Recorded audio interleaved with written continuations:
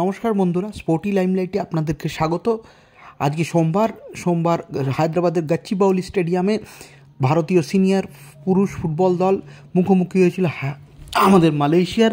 FIFA ফ্রেন্ডলিতে ভারতের কাছ থেকে এই ম্যাচে কিন্তু আশা অনেক ছিল, কিন্তু ভারত একেবারেই প্রত্যাশা যে ভারতীয় সমর্থকদের পূরণ করতে পারেনি তা বলাই যায়। ইগস্টি ম্যাচ যুগ শেষ হয়ে গিয়েছে, মানেলো মার্কোয়েজের যুগ শুরু হয়েছে, কিন্তু ভারতের পারফরমেন্সে কিন্তু রদবদল আজকের ম্যাচে একটু ধরা পড়ল না।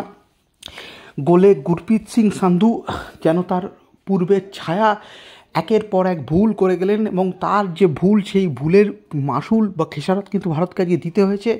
তার ভুলের জন্যই জোশুয়া কিন্তু প্রথমে গোল করে আজকে মালয়েশিয়াকে এগিয়ে দিয়েছিল। ভারতের ভাগ্য ভালো, পরবর্তীকালে ম্যাচের 59 মিনিটে সেই গোলটি রাহুল ভেকে একটি দুর্দান্ত হেডের মধ্য দিয়ে ইকোলাইজ করেছেন, সমতা ফিরিয়েছেন। না হলে কিন্তু আজকে গাচ্চিবাউলি স্টেডিয়াম থেকে ভারতকে একেবারে খালি হাতেই ফিরতে হতো।